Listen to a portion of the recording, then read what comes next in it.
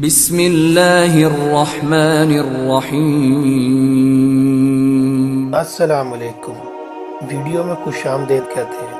ناظرین، آج کی ویڈیو میں آپ جانیں گے تخلیق آدم علیہ السلام، فرشتوں کی بارگاہ الہی میں عرض، فرشتوں کو جواب اور تخلیق آدم کے مختلف مراحل۔ ناظرین، آج کی ویڈیو کی طرف جانے سے پہلے اگر آپ چینل پر نئے ہیں تو چینل کو سبسکرائب کریں اور بیل آئیکن کو دبائیں تاکہ ہماری ویڈیوز آپ تک پہنچ سکیں۔ دوستو، ویڈیو کے ساتھ جڑے رہیں کیونکہ ویڈیو کافی دلچسپ ہونے والی ہے۔ ویڈیو کی جانب، حضرت آدم علیہ السلام سب سے پہلے انسان اور تمام انسانوں کے باپ ہیں، اسی لیے آپ کا لقب ابو البشر ہے۔ اللہ تعالیٰ نے اپنے خاص دست قدرت سے آپ کے جسم مبارک بنایا اور ان میں اپنی طرف سے ایک خاص روح پھونک کر پسندیدہ صورت پر پیدا فرمایا۔ انہیں کائنات کی تمام اشیاء کے ناموں، ان کی صفحات اور ان کی حکمتوں کا علم فرمایا۔ فرشتوں نے ان کی علمی فضیلت کا اقرار کر کے انہیں سجدہ کیا، جبکہ ابلیس سجدے سے انکار کر کے مردود ہوا۔ حضرت آدم علیہ السلام کثیر فضائل سے مشرف ہیں اور قرآن و حدیث میں آپ کا کثرت سے تذکرہ موجود ہے۔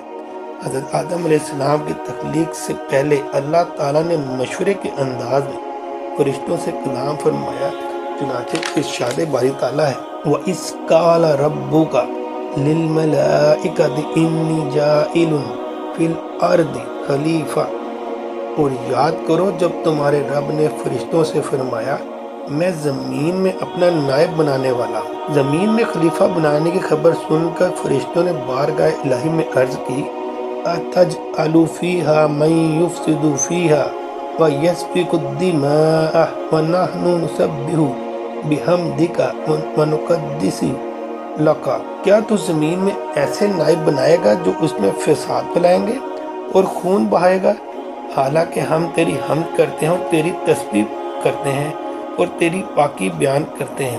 فرشتوں کی عرض کے جواب میں اللہ تعالیٰ نے ارشاد فرمایا قَالَ إِنِّي أَعْلَمُ مَا لَا تَعْلَمُونَ، بے شک میں وہ جانتا ہوں جو تم نہیں جانتے، کیونکہ خلیفہ بنانے میں اللہ عز و جل کی حکمتیں تم پر ظاہر نہیں۔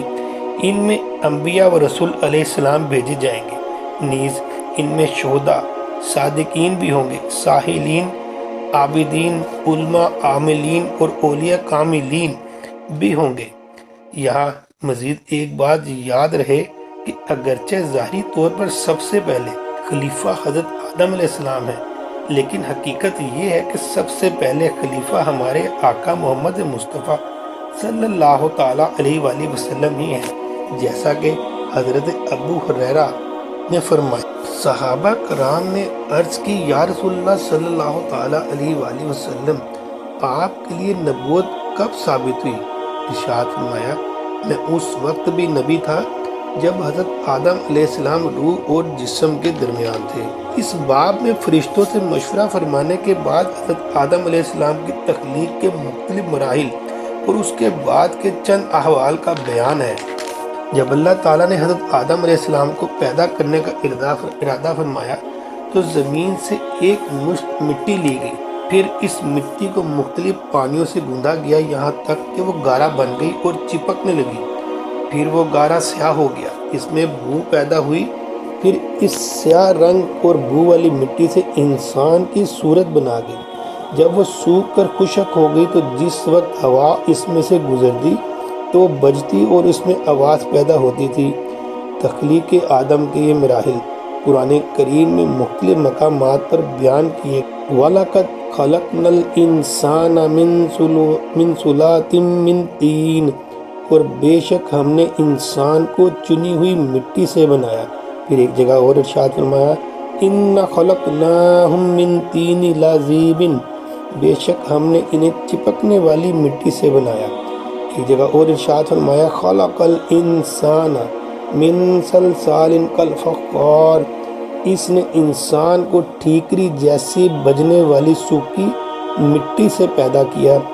حضرت عبداللہ بن مسعود سے روایت ہے کہ فرشتوں سے مشورہ فرمانے کے بعد اللہ تعالیٰ نے جب جبرائیل علیہ السلام کو زمین کی طرف بھیجا تاکہ وہ اس سے مٹی لے کر آئیں، تو زمین نے کہا میں اس اللہ تعالیٰ کی پناہ چاہتی ہوں کہ مجھ سے کچھ کم کیا جائے یا میری کوئی چیز خراب کی جائے۔ حضرت جبرائیل علیہ السلام مٹی لیے بغیر واپس لوٹ آئے اور عرض کی اے میرے رب عز و جل، زمین نے تیری پناہ طلب کی تو میں نے اسے پناہ دے دی۔ پھر اللہ تعالیٰ نے حضرت میکائیل علیہ السلام کو بھیجا تو ان سے بھی زمین نے وہی کہا اور انہوں نے بھی اسے پناہ دے دی اور لوٹ کر بارگاہ الہی میں وہی عرض کی جو حضرت جبرائیل علیہ السلام نے کی تھی۔ پھر اللہ تعالیٰ نے حضرت اسرائیل علیہ السلام کو بھیجا، زمین نے ان سے بھی طلب کی تو انہوں نے فرمایا میں اس بات سے اللہ تعالیٰ کی پناہ طلب کرتا ہوں کہ اس کے حکم نافذ کیے بغیر واپس لوٹ جاؤں۔ چنانچہ انہوں نے سطح زمین سے مٹی لے لی۔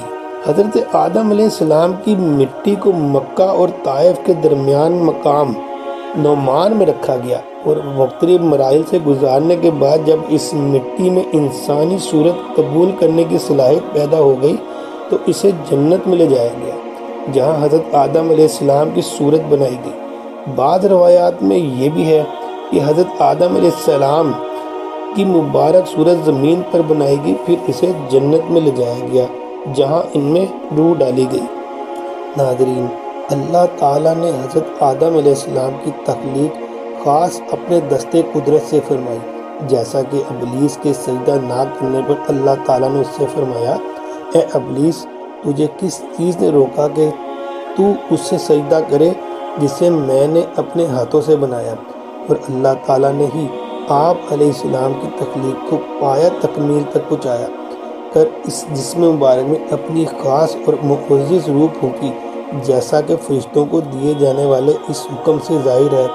پھر جب میں اسے ٹھیک بنا لوں اور اس میں اپنی خاص روح پھونکوں تو تم اس کے لیے سجدے میں پڑ جانا۔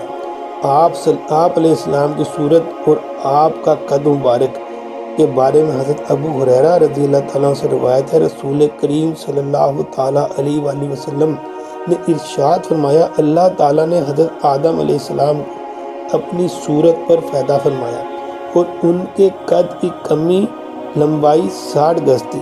ناظرین، آج کی اس ویڈیو میں ہم نے حضرت آدم علیہ السلام کے بارے میں بہت ہی خوبصورت اور عمدہ معلومات قرآن و حدیث کی روشنی سے حاصل کی۔